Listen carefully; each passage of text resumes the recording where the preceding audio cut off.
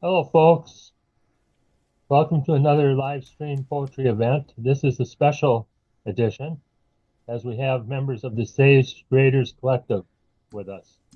Yeah. It'll be guest hosted by Katharine Whitcomb. Um, Before we start with them, I'll read one poem from my book, Parkinson's and Other Denials. This is called The Failure Tree. Okay.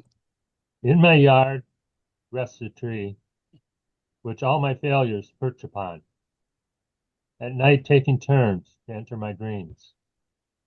My successes become kites, free from their strings, taken in the wind. I hope there is someone to see their tails. And as I mentioned, Katharine Whitcomb will be hosting the rest of the reading.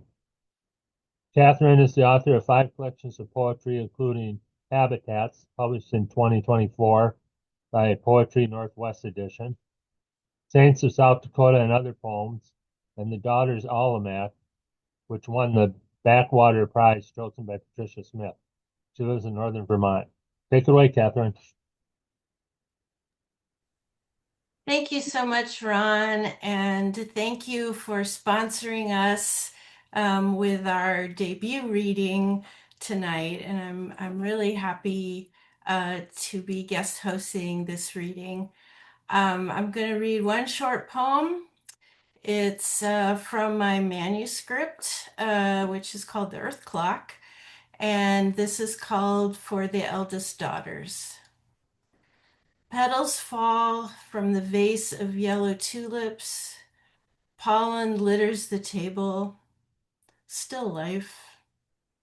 Today's to-do list scratched on scrap paper. Dryer filter felted full of matted lint. Let the past sleep forever with its hoard of shame. Let someone else shoulder blame. Whenever you fill the gas tank, even if you're alone, even to the blank air, say this aloud. You have 420 miles worth. Now, where do you want to go? All right. Well, this is my great pleasure to introduce the Sage Creators Collective, founded by National Book Award winner Patricia Smith. Includes dynamic writers and creators who identify as women and have at least 5 decades of life. Our mission as women over 50 is to reclaim our voices, our stories, our place. Wise and vital beings at the heightening of our power, we offer space and support for kindred spirits to share our hungers and our strength. This community feeds our fire, which has never been more necessary.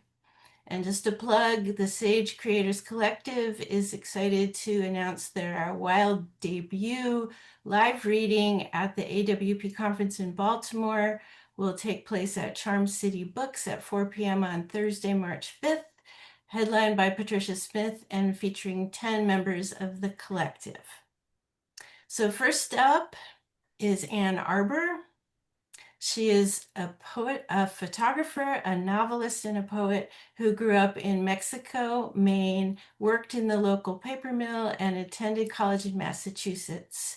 She has taught English to students from pre-kindergarten to graduate school, coached the Beloit College women's basketball team, and served as a foreign expert in China at Fudan, Nankai, Zhejiang, and Hangzhou Normal Universities. From 1976 until 2010, she served on the editorial board of the Beloit Poetry Journal. Take it away, Anne.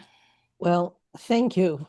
And thank you to Ron and Katharine for creating this platform for poets of the Sage Creators Collective. I am honored to be the first reader. I love Minnesota as the home of my husband's ancestors, the birthplace of Robert Bly, who created the annual conference on the Great Mother and the New Father, which I have attended since its inception 50 years ago.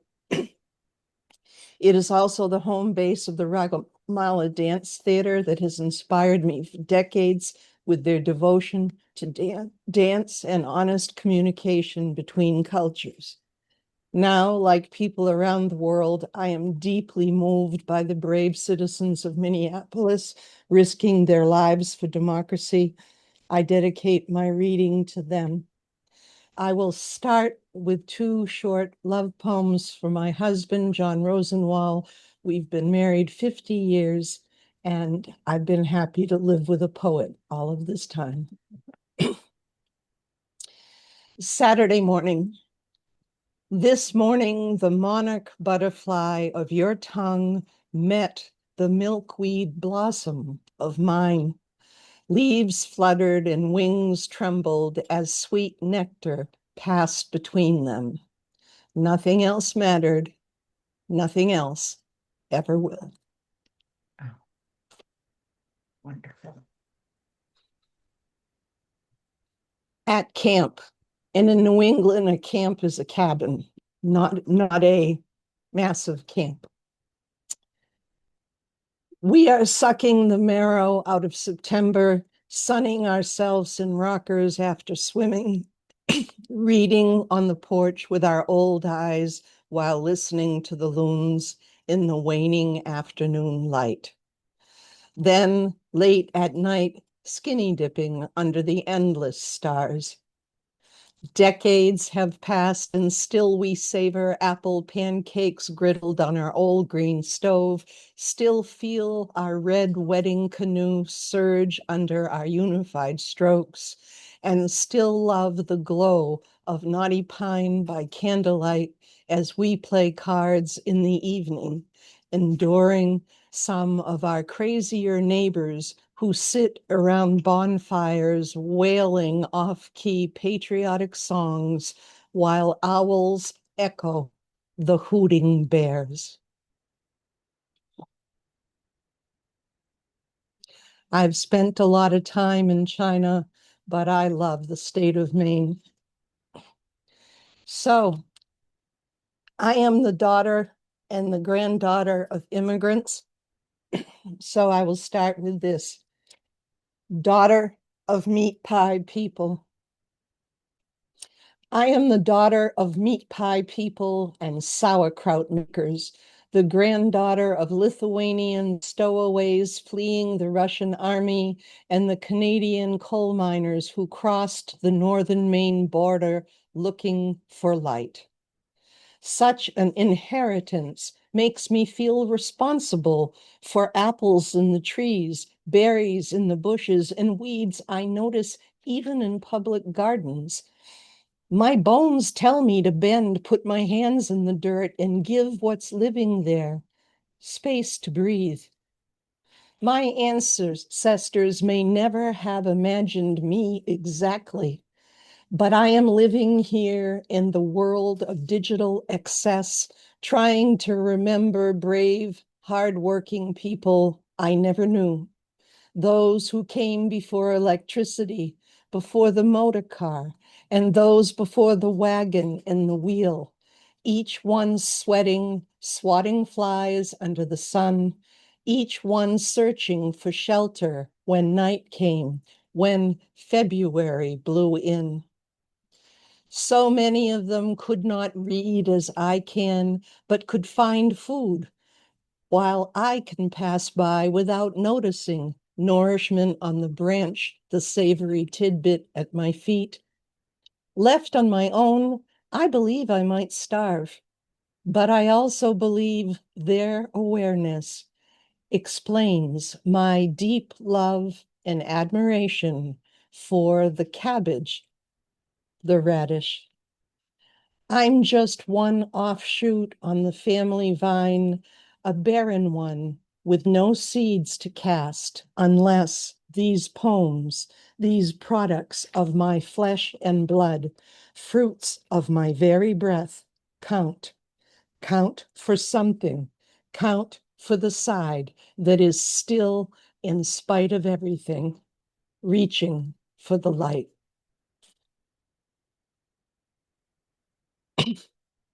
Excuse me, I do need this.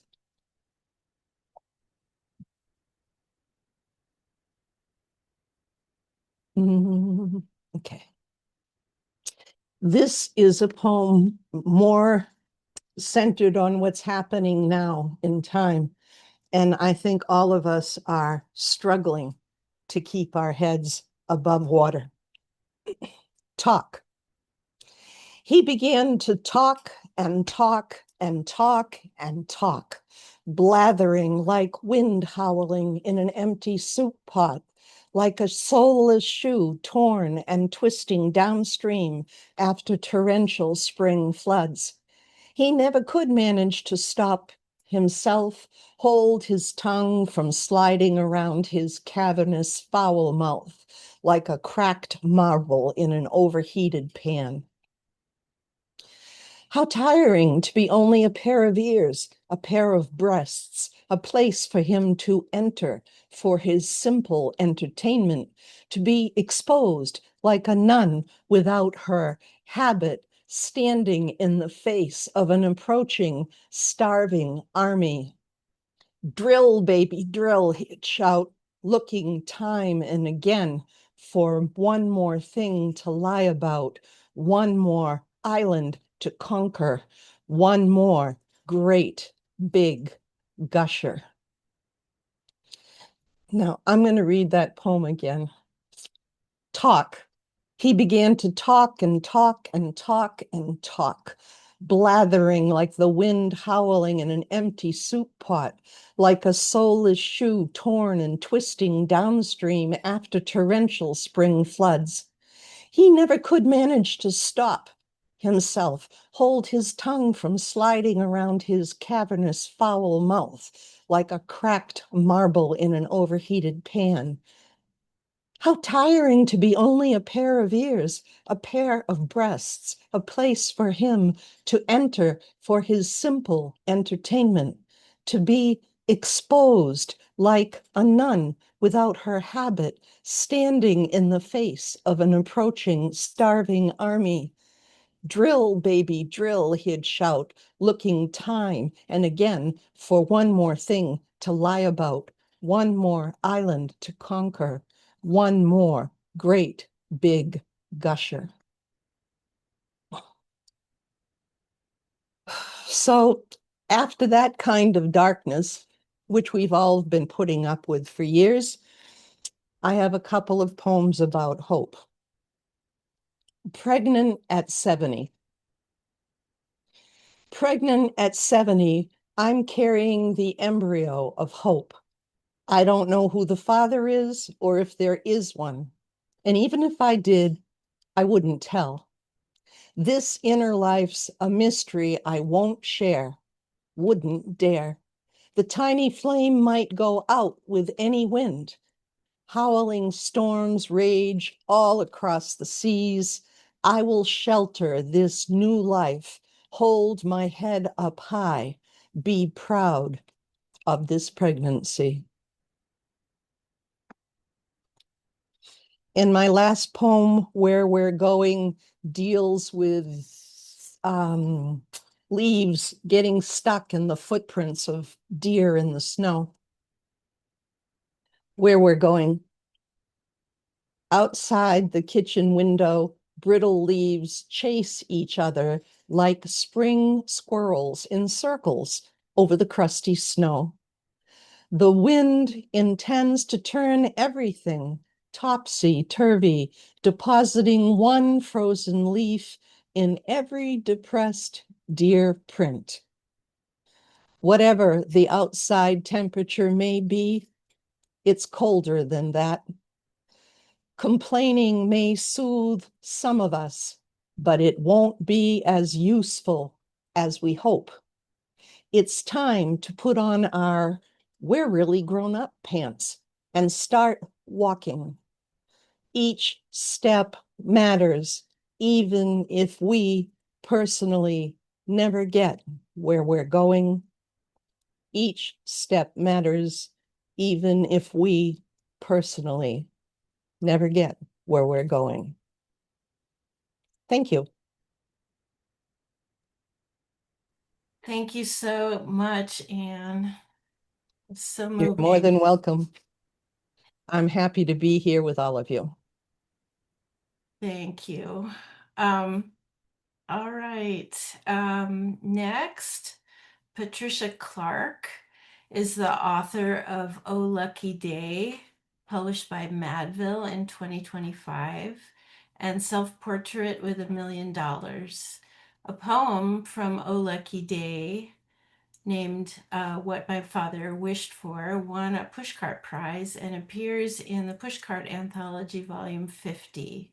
She has recent work in Plume, Swim, I-70 Review, and North American Review. Her poem Astronomy in Perfect Silence was launched to the moon as part of the Lunar Codex on a Firefly Blue Ghost flight in January 2025. Take it away, Patricia.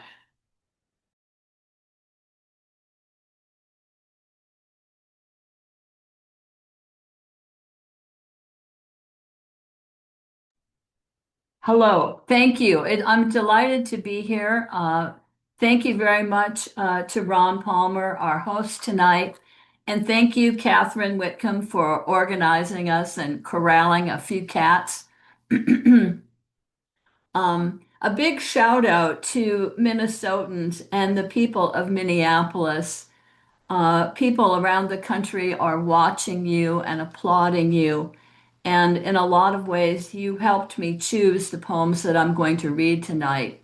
And even though there are some references, especially in the first poem, that sound like it was just written, it's not a new poem. So I'm going to start with a poem called Riverside Guzzle. Riverside Guzzle. Most watery of all the trees, these willows stand in water. Ice pools around the ankles of willows. A tree's name should reveal its nature. Salix babylonica, the first word is for willow. Doesn't it sound stretchy and pliable?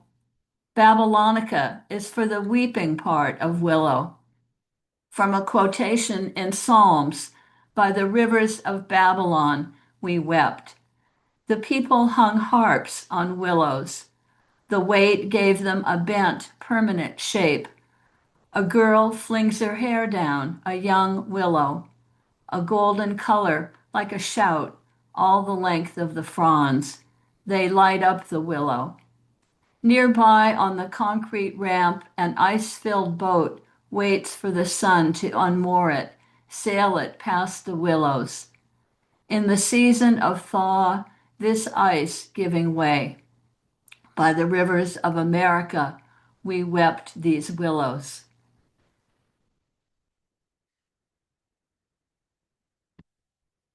And my next poem has a shift in location.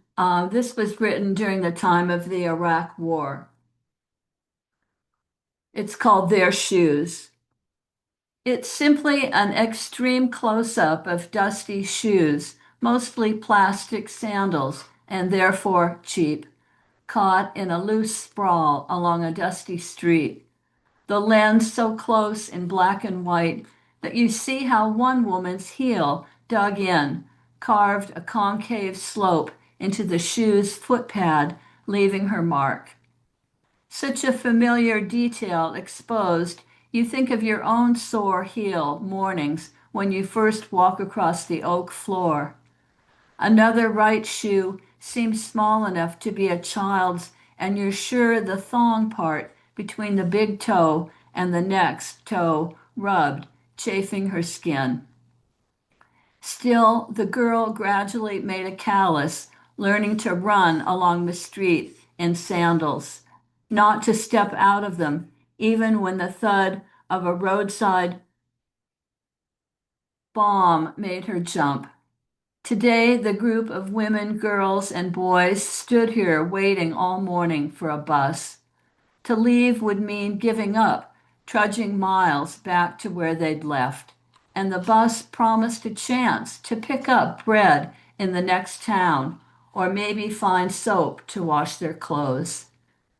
Then the explosive flash, and they were all killed, vaporized out of their shoes, left here as reproach, as cry, as plea.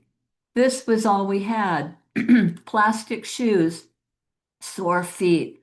Still, don't forget us, please, they would ask, even if nameless, today in Solder City, blood mixing with dust along the road. Remember us, tell our story to the wind.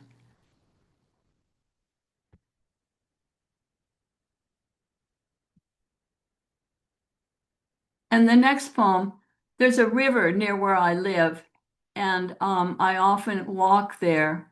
And one year, a fisherman went missing in the river, and I was really haunted by the search for him. I kept worrying that I would see the body or something, and it really began to haunt me. This is called Missing. How can I go down to the river, nudge the car into my usual spot, and walk? How can I set the brake and clip the leash onto the dog's collar? While he's lost, how can I go stepping along the riverbank? The path curves near the lagoon, and I go with it. I count the mallards, always in pairs, most domestic of the ducks. He's lost somewhere in the river, boat found, shoes and creel found, but he himself lost between Rockford and the Blue Bridge at Fulton Street. How can I go easy? While he's lost, it doesn't seem right to walk without aim, to study swollen buds on the willows and oaks, to long for the ground softening, for the spears of green to come.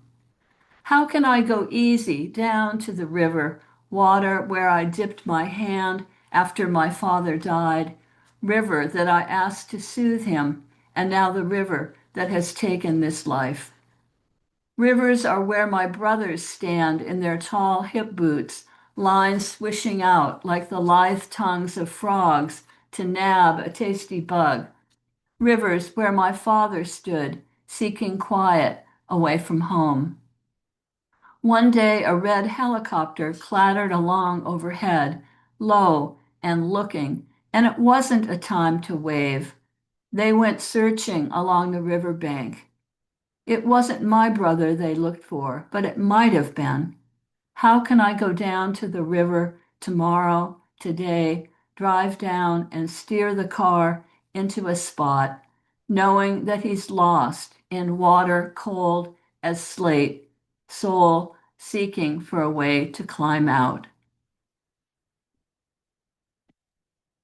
I was raised as a Catholic and spent a lot of time in Catholic school. It was kind of fun in a way. And I swear the rhythms of the prayers that we said over and over again still haunt me. And I was tripping and kind of channeling one of those with this poem. It's called Creed. I believe in one body, ligaments almighty, skin wrapping the thankful bones, and the resurrection of the stomach, waking to hunger each day, with dreams of basil and butter, fennel, old Gouda cheese, and wine poured like sunlight into glass. I believe in the fretting of shadow and sun on backyard grass, in the shedding of the oak, in the temptation of an umbrella on the deck, a table, a chair, and an open book. The ascension into light, especially after lying down with another, causes us to sit at the right hand of whatever spirit guides us, called love by some believers. And I believe in perennials, bark, moss instead of grass, the pollen stuck on a stamen, the hyssop turning blue as the night. And because I keep saying to my husband and other people, you know, spring is going to come, I thought I'd have a slight turn here toward the hopefulness of spring. This is called The Only Body. The winter-killed grass is coming back green, and I lie down in it on the slope near the Middlebrook Pike Baptist Church, where someone has planted tulips in the shape of a large cross and erected a white sign that says, Jesus saves. I come here as a believer in the only body I can know, my own, and worship the sun's touch. That's why I walk here weekends when the pastor's out, the congregations disperse to their jobs and daily lives. To me, even the parking lot's holy, the asphalt radiating a steady heat I've come to trust. I never tell anyone about the times I could leap with joy right out of my body. They'd get it wrong, I think. Wasn't it Whitman who said that the way to divine afflatus lies not in denial of the physical, but through it? That's when it happens to me, in sunlight or in rain, heading down a road somewhere heedlessly, breathing in whatever flowers in early spring, redbuds, dogwoods, the anomalous crab apples. I don't leave my body behind and don't desire to. Instead, it's as though every pore opens to drink in sensation, the body like a sponge, and it's almost painful. One could get singed or blinded by the sudden light. It doesn't last, of course. I know someday I'm going to die. Somehow that doesn't matter much when I'm on the move, and the fields wave their grasses freshened by rain. To live deliberately and lightly, denying nothing, is what I'd like. The way horses feeding in the pasture across the pike step carefully in their huge, slow bodies. Flies harass them, landing on their ruddy flanks. Again, again, they flick them off. Thanks very much, and I look forward to hearing the next couple of readers. Thanks a lot. Bye-bye. Thank you so much, Patricia. What a wealth of images and forms. It's fantastic. Okay, next we have Rebecca Evans. Rebecca Evans is a Pushcart-nominated essayist and poet who writes difficult, heartful guidebooks for survivors. She earned MFAs in both creative nonfiction and poetry from University of Nevada, Reno at Lake Tahoe. Her debut memoir in verse, Tangled by Blood, bridges motherhood and betrayal, untangling wounds, and restoring what it means to be a mother. Along with Tangled in Blood, she's authored a collection-length poem, Safe Handling, and a flash essay collection, Afterburn, from Moontide Press, January 2026. Rebecca is also the co-editor of the poetry anthology When There Are Nine, a literary tribute to the life and achievements of Ruth Bader Ginsburg, and a co-host of the Writer to Writer show on Radio Boise. Rebecca is also a disabled veteran weaving disability and military experience throughout her work. She teaches workshops through Narratively and the Boise Library System, and curates monthly gatherings for writers and creators, and also offers empowerment courses to high school teens in the juvenile system. When not creating, you can find her dancing with hummingbirds in her backyard. Take it away, Rebecca. I should have had like a caveat that in the winter it's hard to dance with hummingbirds. I want to first just say what an honor to be here. And yes, my work also is dedicated to these courageous beings and beasts in Minneapolis. And I'm just going to start with Villanelle. And this is part of a work in progress. So it's a fairly new poem. It's entitled On Wing and War. There's wing and war, the art of being birthed, weightless flight, voice singed and whisked. To practice living means reversing each curse. I soared through smoke, lungs nearly burst. Heavy flight, voice steeled and crisped. There's wing and war, the art of being birthed. You flailed, feathers tarred, at your worst. Rocky flight, voice graveled and lisped. To practice living means reversing each curse. We tumbled, crossed cityscape, dove head first. Explosive flight, voices steamed and honey crisped. There's wing and war, the art of being bird. Don't land, they say, stay high, stay versed. Smooth flight, voice silked and bisked. To practice living means reversing each curse. Stay with me here, healed, whole, unearthed, aching flight, voices meshed, one's love's lips. There's wing and war, the art of being birthed. To practice living means reversing each curse. This next piece is really a dedication to Sinead O'Connor and the influence that her words, her lyrics had on me as a young woman in the military and a lot of other young women in the military. And I feel like it's really echoing into the courage that I am witnessing from very far away for those in Minneapolis.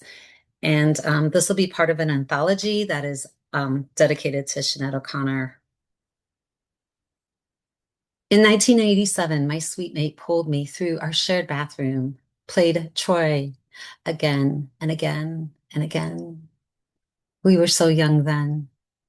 I sat crisscrossed on military commercial carpet, stressed across her dorm floor. We listened to that song all day. We, my military sisters and me, wished we could brave the world like her, shave our heads and show them, the men above us, over us, on top of us, show them, the men, we needn't measure up to 3510, to military dress, to male standards of the female body. Tell me, when did the light die? We, my military sisters and me, wanted to write poems for Black boys on mopeds. Instead, we left Kurdish refugees, left them to die. We didn't know you mustn't kill more than 10% of a nation. We, my sisters and me, watched as no one listened. No one took her seriously. Instead, they took her down. They took, while we became quieter. If they hated me, they will hate you. In the center of that Kurdish conflict, we, my military sisters and me, we huddled round picnic-like tables at the All Ranks Club, blowing off steam. Anybody want a drink before the war? I reached for the bathroom door. From behind, someone yanked my ponytail. I thought it a joke, till I'm slammed into the wall, hot stench of Navy boy breath singeing my face. I pretend laughed as one hand smashed my throat, the other ripped my panties. One moment feels like 30 and the event, because that's what we, my military sisters and me, called these situations. In one moment, the event ends and I forgot to piss. War was always worse from the inside for us, my military sisters and me. You think I report something like that? I'd no voice, my throat mushed with rage, with rape. I knew him as Navy because of his uniform, and I knew myself as Navy too, a Navy bluebird swallowing my bones and my body away with drink and binge. We, my sisters and me, thought ourselves like her. We didn't know the way we aligned one alongside the other, like the victims she stood up for. We never talked about this. We still don't. We purged, we starved, we tried to hold our knees tight, we maintained our bearing no matter the price. See how the glass is raised. She never packed a bomb. She didn't need to. That day, 1987, when I heard Troy, was the first time I remember crying. It'll take another 22 years before I crisscross, this time on my shower floor, centered in my $1 million home, in my perfect appearing marriage, the whooshing, muffling my shower howls. I knew I needed to escape abuse, knew if I'd stayed, I'd be silenced for good. Is that a dagger or a crucifix I see? My body shook despite shower steam. Oh, how my body knows fear. Perhaps I needed the heavy to search for myself. Will I want myself?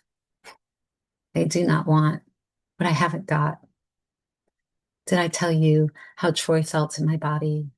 If you asked me then, 1987, I tell you that I felt nothing. Tell you the way I felt was like ash. I tell you military bearing transfers to never-ending game facing, which by definition equals silence. Today, I wonder the difference between military training and predator grooming. If you ask me now the way that song felt, the way that song feels, I tell you it's like giving birth on a bathroom floor, like a fierce pulsing in your jugular, like raging fists within your womb, like breath turning tornado, erupting all your feelings for all of time. And yes, I'm still wild, but not lost. All we, my military sisters and me, wanted was for someone to leave the light on, to listen to the man at the liquor store, to fly closer to the sea, to live by our own policies and drink something new. Anything new. It was dangerous after Sunday. We knew this. It was part of our training. And I want to let you know that many of the words throughout that piece were lyrics from her songs. I'm going to finish with just a very short couple lines from my new book that just came out literally yesterday. It's called Afterburn, and it's essays built from heat and ash. And I'm going to read the ending paragraph because I want to end on a high note. And really, one of the goals of this book was to find beauty no matter. No matter. And this piece really revolves around my adult disabled son, Zachary, and he's endured 42 surgeries, and this is right before he goes into his 40th procedure. He tells me, let's get it done. And again, I cry. All along, he has held this trust in me, in the world. He knew, perhaps before he arrived, that pushing comes with cost. If you push when you shouldn't, you might find yourself torn, lax, unstable. He understood this then, and I am only learning this now, the way stars cluster with light and pulse without a single push, the way Earth keeps her circles without force. Thank you so much. Thank you, Rebecca. I'm breathless. It was amazing. All right, well, it is my great pleasure to introduce our last reader from Sage Creators Collective, Jean Howard. Jean is an award-winning video and performance poet, organizer, producer, and participant in the original development of the internationally acclaimed Poetry Slam. Jean Howard has poetry published in over 100 publications, including Harper's Magazine, the Chicago Tribune, Spoken Word Revolution, and her book, a collaborative book with acclaimed photographer Alice Q. Hargrave, Dancing in Your Mother's Skin, from Tia Chucha Press. She has performed her poetry on cable, public and network television, and at hundreds of venues nationwide, from Sundance Film Festival, the Big Goddess Powwow, the Guggenheim's exhibit, to biker bars.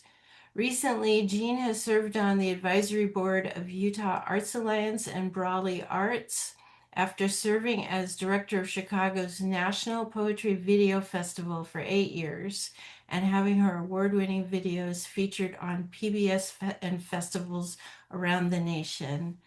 Take it away, Jean.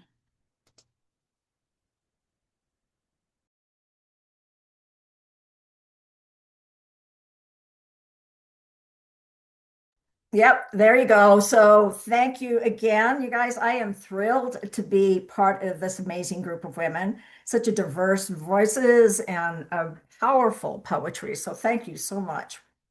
I'm going to just go ahead and get us started with biker poetry. So my dad was into motorcycles big time. He raced them, he collected them, he worked on them, and some of that passion rubbed off on me. And when I first published some poems about motorcycles, I got invited to be part of the Biker Poets, which I didn't even know that existed.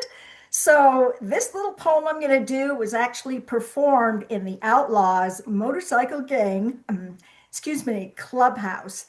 And if you don't think that was an experience, it was, they were really a great audience. So, all right, this is called From the Rearview Mirror of the Harley.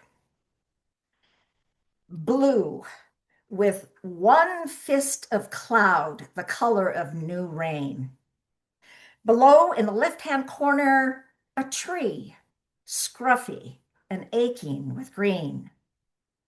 Above my black earring and part of your cheek, your shoulder fills the frame, sun dropped on leather, fringe spastic with wind.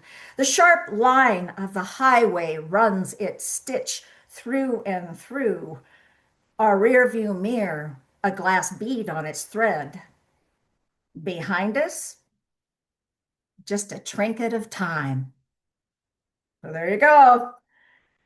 Short but to the point, right? Thank you. Thanks. So yeah, my dad had this beautiful 1939 Indian Chief motorcycle that he loved.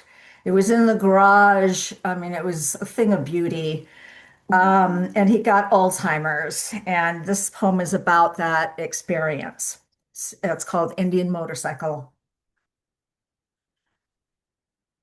When you sell the Indian, I am away in a hotel in Denver.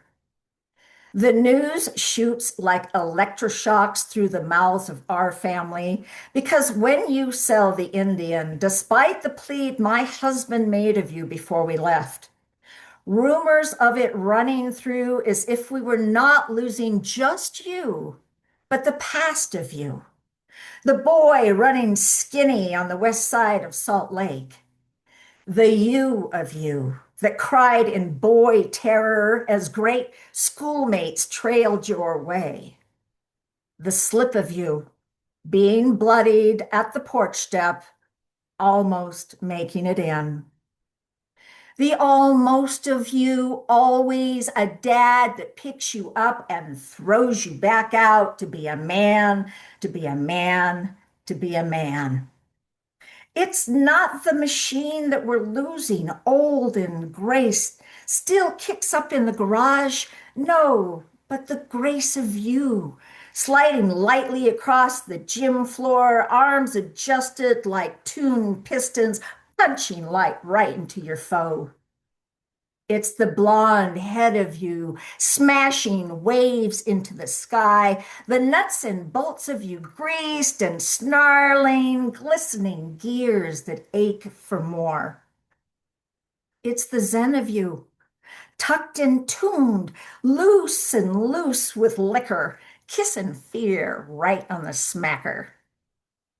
It's the girl of you, sewn tight in manskin, mirrored by daughters and a feisty wife, the mother of you curled like a brooch pin within your gut, her pale blue house dress, her eyes of water. her breath still tinted with hints of rose. When you sell the Indian, you sell the promise that you'll go on, that thoughts won't slip by, silver trout darting, lightning behind words, that you won't wander through the house searching, searching all night long, losing the it of things, of names and places, of checks you wrote.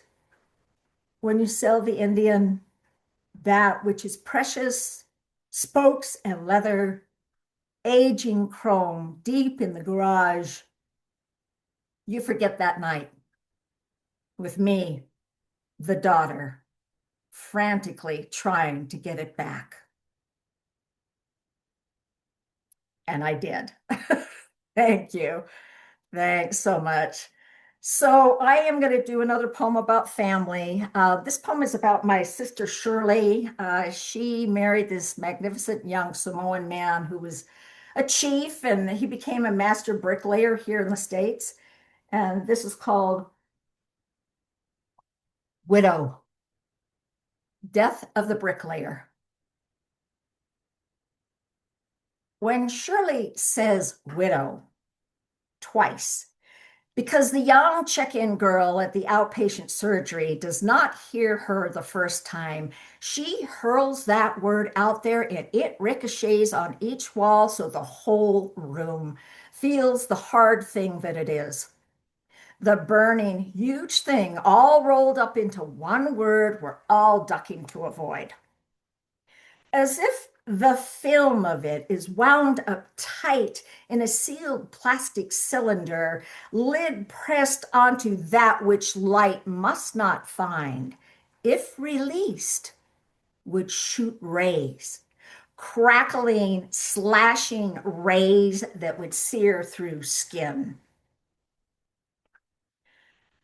And all the nerves would feel that brown arm of him pulling her out of childhood to be his bride, the round universe of lips newborn suckling on nipples, the halo afro that shifted as he swept wet mortar across bricks, the radiant halo of chemo, crowning his naked skull with its kiss, and then the word. When Shirley says widow twice, she hurls it out there, not caring who can hear. My heart shrinks to not be hit, but Shirley just sits there, owning it. Yeah, that's my sis. So yeah, thank you, thank you. Listen, it was very natural for the slam performance poets to move into creating video poems. So this next one was my first video poem. It actually premiered at the National Poetry Video Fest. And what's ironic about this poem is that I come from a long line of polygamists with lots of babies. And this poem is called Women Without Children. Women without children grow orchids whose fuchsia lips hang down with spittle, the very tips of fragrant vowels. These women hold flower sepals near water and bathe them with mists. They do not wipe at mouths that are always open and slightly obscene. They do not avoid the newborn displaying their sexual parts. No, women without children herd the stamens and sticky pistils into the pots, then let them run free and reckless in front of company. They imagine the instruments of drunken bees as they stagger up from their drop from amber. They worship magenta. Women without children lift the tendrils and shiny rhizomes, pearlish as boy cocks, and feed them to the bark. Fragrant, moist, crumbling to the touch. They stroke green pseudobulbs and veer toward yellow. They lay at night dreaming of more damp mouths to feed, whose tiny tendrils tumble toward water, whose sticky sneeze leave the kerchief coral, a million minute dots, whose seeds burst forth at her touch. All right, thank you. I have a quick little last poem. And this poem was published in my book, Dancing with Your Mother's Skin, excuse me. And it's photos with Alice Hargrave, who's an amazing photographer. But it's such a fun poem. It's just called P&J Pub. Smile. Now that's purty. Pool table yawns a whole afternoon alight from the window. It's autumn outside with one orange maple burning up the whole neighborhood. Inside, the husks of human voices scatter the hour of noon across the tables, across Betty Lou's just washed hands and Earl's great smile with its cigarette garnet between its teeth. And she will say, "Smile now." And as Earl's face picks up his trousers and makes for the big one, cigarette bucks and lifts its poker into the news of French fried chicken from the kitchen grill. The maple leaf continues to burn its cherry of sap leaves into the afternoon, and the pool table's bothered by one ball, a cue, like a white fly eye in the corner. And Betty Lou, she just leans toward Earl and says, "Now that's purty." There you go, kids. Yes, thanks. And thanks again. It's back to you, Katharine. Wow, what a journey. It was so wonderful to hear all these voices. It's incredible. Um, Thank you to all the readers. Thank you very much again, Ron, for hosting us. It was really a fun debut for us.